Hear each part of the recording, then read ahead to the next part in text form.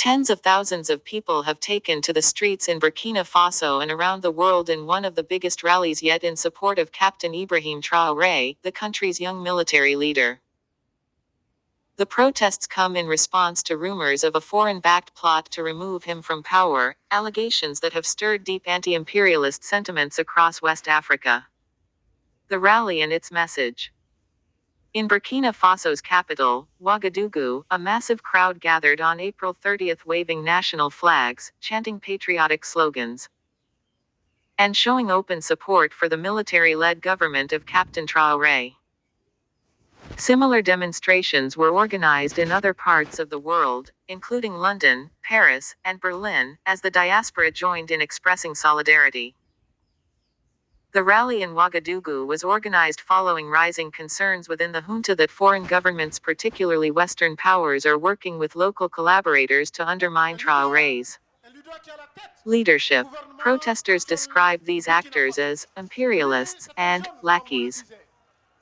One protester, musician Osibi Johan, summed up the mood with a powerful historical comparison. He told the Associated Press, "Because Colin Powell lied, Iraq was destroyed. Barack Obama lied, Gaddafi was killed. But this time, their lies won't affect us." That message, clear, emotional, and defiant, resonated widely with many who see the West's past interventions in Africa and the Middle East as deeply harmful. Reactions from Ivory Coast and the U.S. In response to these accusations, Ivory Coast has strongly denied any involvement in any destabilization effort targeting its neighbor. Meanwhile, the United States Africa Command clarified that the recent visit by General Michael Langley to Côte d'Ivoire was strictly focused on regional security cooperation. Yes, it exists. But what is the effect of the African Union in reality?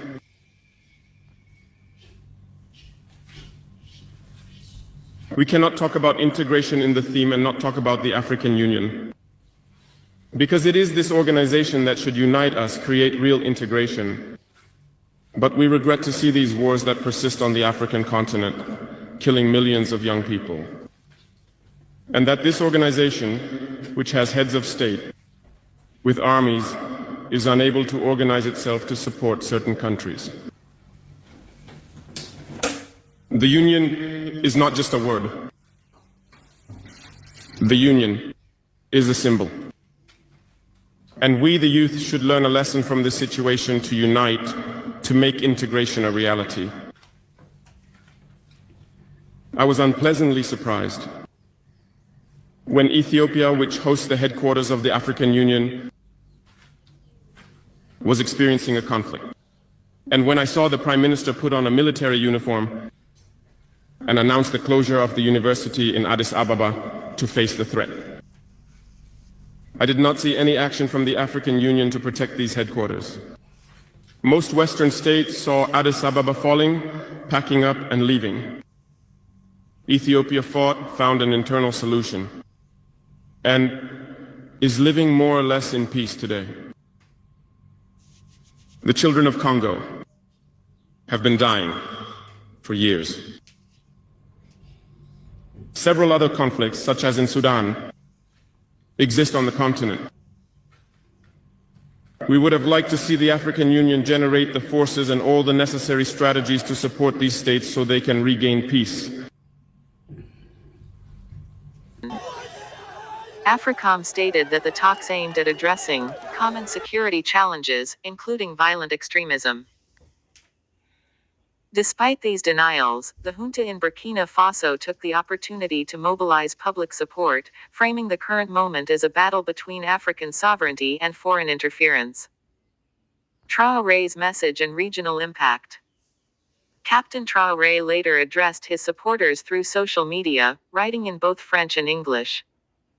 He thanked those who rallied behind him and said, "Thank you for sharing my vision for a new Burkina Faso and a new Africa. Together, in solidarity, we will defeat imperialism and neocolonialism for a free, dignified, and sovereign Africa." Traoré's message aligns closely with a broader trend sweeping across the Sahel region, where military leaders in Mali, Niger, and Burkina Faso have taken bold steps to cut ties with France and regional institutions seen as Western-backed. West Africa's political shift. The rally was not just a show of support for Traoré, it symbolized a deeper shift taking place across West Africa. Burkina Faso, Mali, and Niger have now exited ECOWAS, the Economic Community of West African States, a regional group that once championed free movement and trade. In place of ECOWAS, the three nations have formed a new alliance known as the Alliance of Sahel States. They've also introduced a 0.5% import tariff on all goods entering their territories, marking a clear break from the free trade principles ECOWAS promoted. The expulsion of French troops from all three countries is perhaps the clearest indication of this dramatic realignment.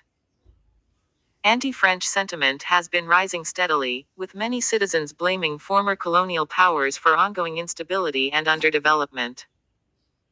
While Captain Traoré enjoys growing support, experts are warning him not to repeat the mistakes of past leaders. Dr. Eikens, a West African political analyst, pointed to the example of Ghana's Jerry Rawlings, who took power in 1979 at the age of 32. Rawlings was once hailed as a revolutionary hero, nicknamed Junior Jesus, but after nearly 2 decades in power, he left behind a mixed legacy. While he helped build democratic institutions, he was criticized for failing to root out corruption. Eikens said, if Captain Traoré wants to be remembered positively, he must build strong institutions, promote peace, and allow for open political space. Personalizing power or cracking down on dissent will only lead to disappointment. It is still unclear how long Captain Traoré can hold on to power, or what his long-term vision looks like in practical terms. But what is certain is that his leadership, along with that of his counterparts in Mali and Niger, has profoundly shaken the political order in West Africa. With a growing anti-imperialist movement behind him, the captain now faces a critical choice: will he lead Burkina Faso toward true sovereignty, democratic governance, and stability? Or will history repeat itself? For now, supporters remain hopeful, chanting in the streets for a new Africa, one that is free, united, and firmly in control of its own destiny.